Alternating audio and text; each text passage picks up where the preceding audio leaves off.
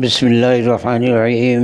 معزز خواتین و حضرات، یہ گوشہ نشین معین کمالی آج آپ کی خدمت میں ایک بار پھر حاضر ہے۔ ہماری یہ نشست ہے 341 یعنی 341۔ آج کی نشست میں ایک بہت نابغہ روزگار شخصیت کے بارے میں گفتگو کروں گا کہ جن کی صحافت کی دنیا میں خاص طور سے بے شمار خدمات ہیں۔ ان کے سینکڑوں نہیں ہزاروں شاگرد صحافت کی دنیا میں اپنے فرائض انجام دے رہے ہیں۔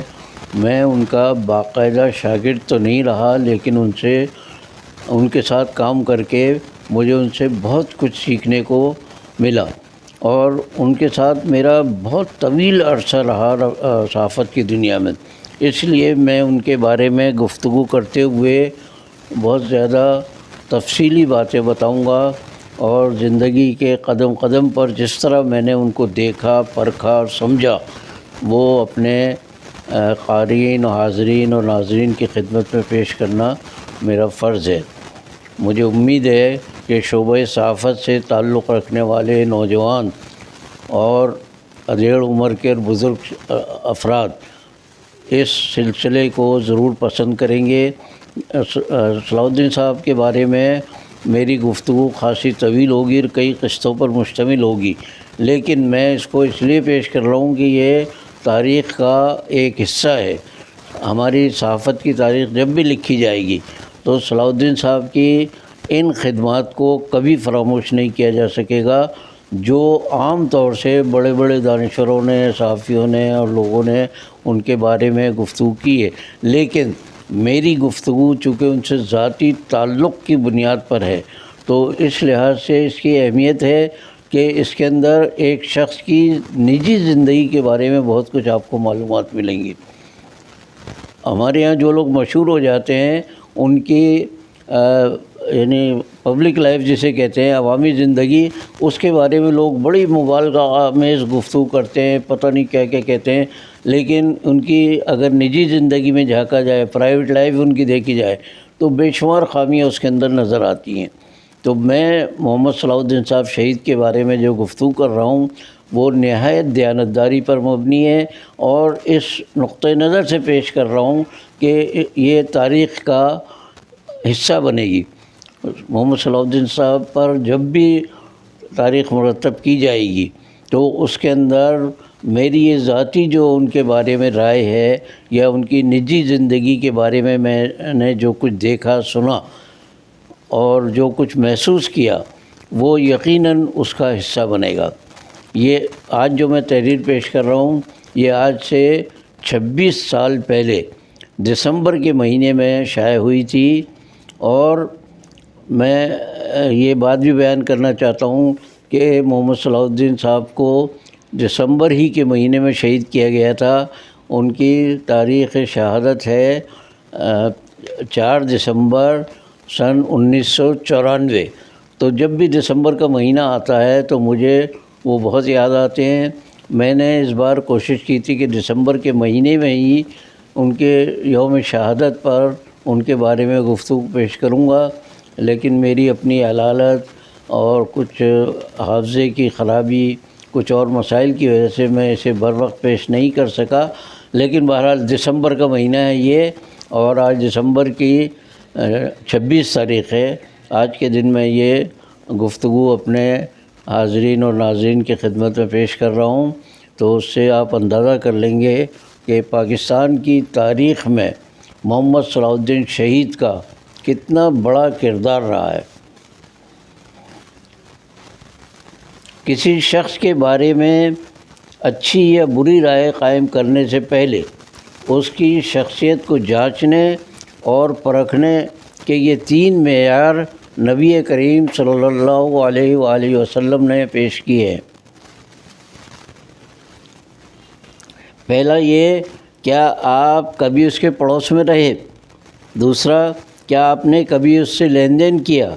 تیسرا، کیا اس کے ساتھ کبھی سفر کا اتفاق ہوا؟ یہ تینوں نکات ایسے ہیں کہ ان سے کسی شخص کی یعنی تمام اس کے پہلو، اچھائی اور برائی سب سامنے آ جاتی ہے۔ اگر ان 3 نکات پر آپ نے کبھی غور کیا ہو تو۔ معاشرتی زندگی میں کسی بھی انسان کے فضائل و رذائل جاننے کے لیے 3 ذرائع بنیادی اور سب سے اہم ہیں۔ دور سے دیکھنے میں کئی لوگ بہت اچھے نظر آتے ہیں، ان میں سے بعض تو ایسے ہوتے ہیں جنہیں دل میں بسا کر پوجا کرنے کو جی چاہتا ہے، لیکن ان میں سے کسی کے قریب جائیں، اس سے کوئی معاملہ درپیش ہو یا کبھی ہم سفر ہونے کا اتفاق ہوا ہو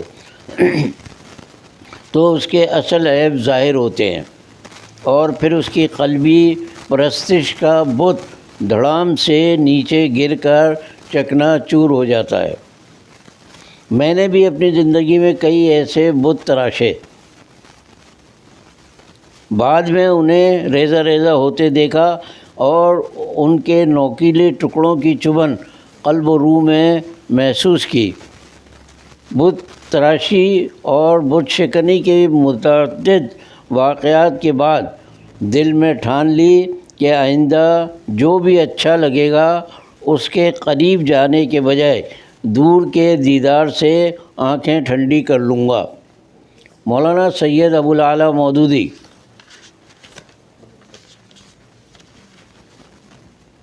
کا شمار اس صدی کے ان نابع روزگار ہستیوں میں ہوتا ہے جنہیں اپنے علم و فضل، سیرت و کردار اور تحریک اسلامی کے ذریعے لاکھوں انسانوں کو کفر و شرک اور ظلم و ظلمت سے نکال کر حق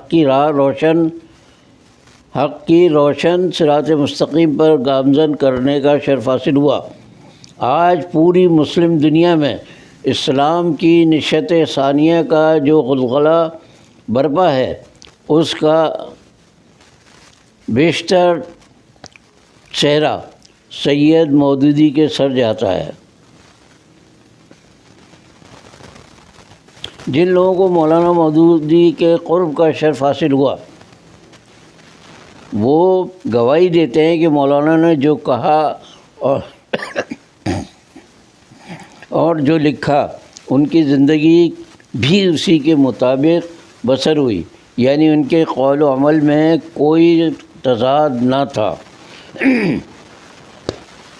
اپنے بچپن سے شعوری زندگی کی منزل پر پہنچنے تک میں اتنے بت تراش کر مسمار کر چکا تھا کہ مزید ہمت نہ ہوتی تھی۔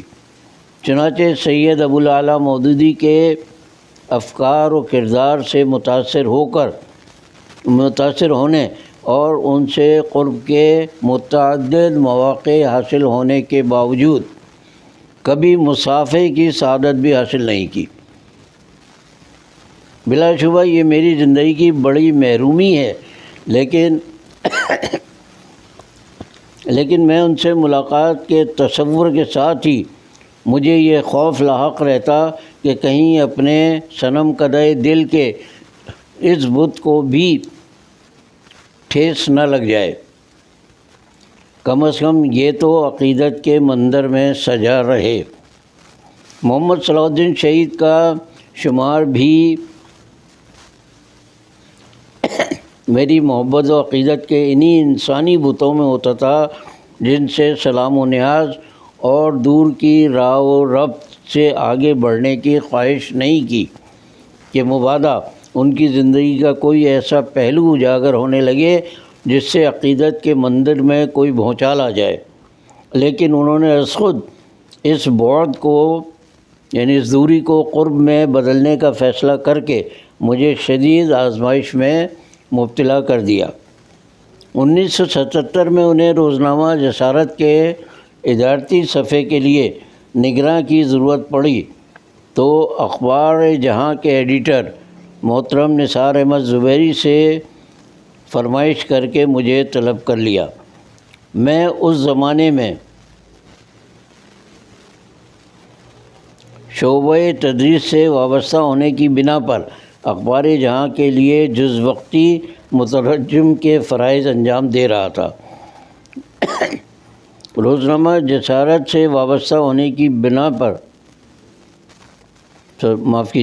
روزنامہ جسارت میں جانے کے ایک آدھ ماہ بعد ہی اوقات کار میں معمولی اضافے کے ساتھ میری جز وقتی آمدنی میں 3 گنا اضافہ ہو گیا۔ محمد صلاح الدین شہید کی ادارت کے عروج کا زمانہ تھا یہ۔ انسانوں کی کم ظرفی، اعلیٰ ظرفی کی یا اعلیٰ ظرفی کی اصل شناخت ان کے دور عروج میں ہوتی ہے۔ پڑوس میں رہنے کا تو کبھی اتفاق نہیں ہوا، لیکن 1977 سے 1982 تک محمد صلاح الدین شہید کے ساتھ کام کرنے کا اس طرح موقع ملا کہ روزنامہ جسارت میں ان کے اور میرے کمرے کے درمیان صرف ایک صاف و شفاف شیشہ حائل تھا، جس پر کوئی پردہ نہ ہونے کی وجہ سے ہم ایک دوسرے کی حرکات و سکنات کا اکثر و بیشتر اور بخوبی جائزہ لے سکتے تھے۔ پھر ان کے گھر پر بھی آنے جانے کا اتفاق ہوا اور کھانے پینے کا بھی اتفاق ہوا۔ جسارت کے منتظم اعلیٰ مرحوم محمود اعظم فاروقی سے شہید کے بعض اصولی اختلافات کے نتیجے میں اخبار کی جو 10 رکنی ٹیم ادارے سے علیحدہ ہوئی، اس میں نہ صرف یہ کہ میرا نام شامل تھا، بلکہ ہفتہ روزہ تکبیر کے اجرا سے بہت پہلے ہی میں ادارہ مطبوعات تکبیر کے نام سے قائم ادارے میں ان کی معاونت کے فرائض سنبھالے ہوئے تھا۔ ہفتہ روزہ تکبیر کا دفتر کیمبل اسٹریٹ بندر روڈ پر واقع نامکو سینٹر میں منتقل ہوا تو یہاں بھی ان کے میرے کمرے میں میرے اور ان کے کمرے کے درمیان وہی ایک شیشہ تھا۔ جسارت میں ہم دونوں ملازم تھے، لیکن تکبیر میں محمد صلاح الدین شہید آجر تھے اور میں ان کا اجیر، یعنی وہ مالک تھے اور میں ملازم۔ دونوں جگہ ملازمت کے تعلق سے میں ان کا کم و بیش 15 سال تک 5-6 گھنٹے روزانہ کا پڑوسی رہا۔ شہید کی حیات مستعار کی طرح اب ان کی حیات ابدی میں بھی پورے وثوق سے کہہ سکتا ہوں کہ محمد صلاح الدین شہید پڑوسی کے اس معیار پر پورے اترتے تھے جو نبی کریم صلی اللہ علیہ وسلم نے کسی بہتر پڑوسی کے لیے بیان فرمائے تھے۔ اپنے ایک ایسے پڑوسی کے ساتھ جو ان کا ماتحت اور ملازم بھی تھا، ان کی محبت و شفقت فی الحقیقت میرے لیے ایک یادگار سرمایہ حیات ہے۔ حافظے پر بہت زور دینے کے باوجود یاد نہیں آتا کہ انہوں نے کبھی ایک مرتبہ بھی اپنے کسی قول یا فعل سے یہ احساس دلایا ہو کہ وہ ہم سے اعلیٰ و برتر ہیں۔ دوسروں کی عزت نفس کا خیال غالباً ان کی زندگی کے بنیادی اصولوں میں شامل تھا۔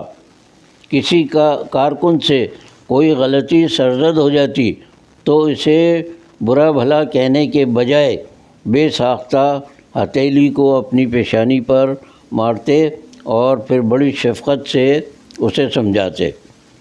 روزنامہ جسارت سے ادارہ مطبوعات تکبیر کے تحت کتابوں کی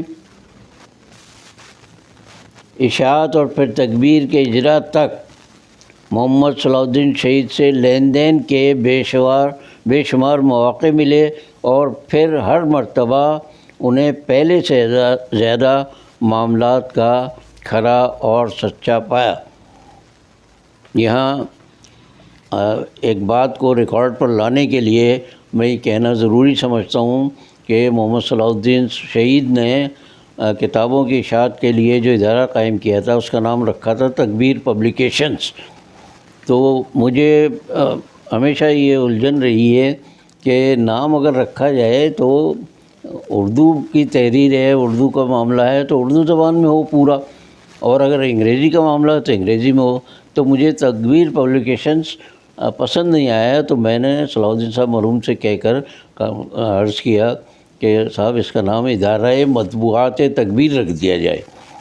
ادارہ مطبوعات تکبیر، ادارے کا الف، مطبوعات کا میم اور تکبیر کا تے، یہ الف میم تھے، بعد میں پھر روزنامہ امت کا بھی سبب بنا۔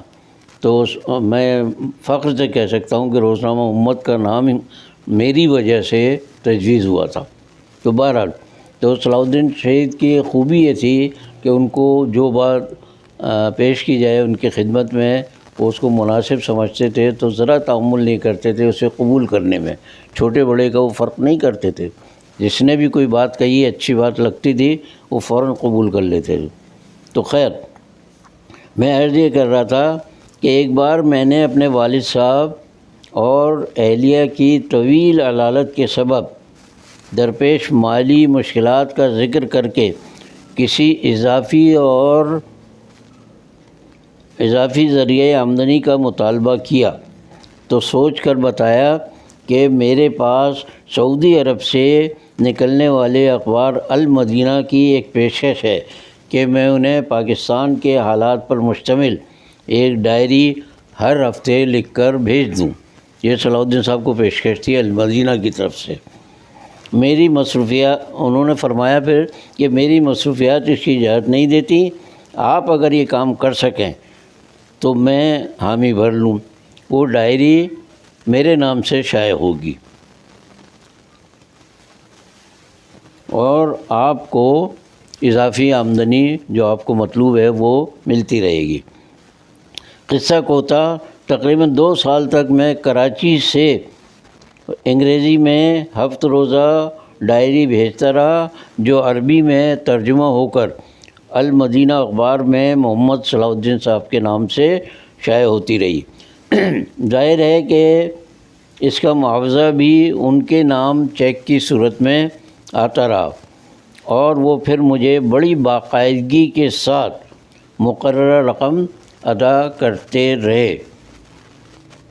ان کے شائع شدہ مضامین کے اشاریے اور کتابوں کی ترتیب و تدوین، کتابت و طباعت اور ہفت روزہ تکبیر کے اجرا سے قبل دفتر کے ساز و سامان کی خریداری اور ابتدائی تیاری کے تمام مراحل کے دوران محمد صلاح الدین شہید اور میرے درمیان رقم کا جتنا لین دین ہوا اس میں باہمی اعتماد کا رشتہ بھی بے حد مستحکم رہا، اور اللہ کے حضور شہید کے حق میں کم از کم میری یہ گواہی بھی شامل ہوگی کہ محمد صلاح الدین شہید جیسے لوگوں سے لین دین میں جو پاکیزگی محسوس ہوئی وہ سرکار رسالت مآب حضرت محمد صلی اللہ علیہ وسلم کے اس معیار کے عین مطابق ہے جس کے تحت کسی انسان کے اخلاق فضیلہ کی قسم کھائی جا سکے۔ یہ بڑا طویل سلسلہ ہے، انشاءاللہ اس کو اگلی نشست میں جاری رکھوں گا اور ہو سکتا ہے یہ 4-6 قسطوں پر محیط ہو، جسے بہرحال میرے ناظرین اور حاضرین برداشت کرنے پر مجبور ہوں گے، لیکن میں اس کو جان بوجھ کر اس لیے پیش کر رہا ہوں کہ یہ تاریخ کا ایک بہت اچھا حصہ بنے گا محمد صلاح الدین شہید کے بارے میں، باقی بشرط زندگی باقی۔ آج کے لیے اتنا ہی، اللہ حافظ۔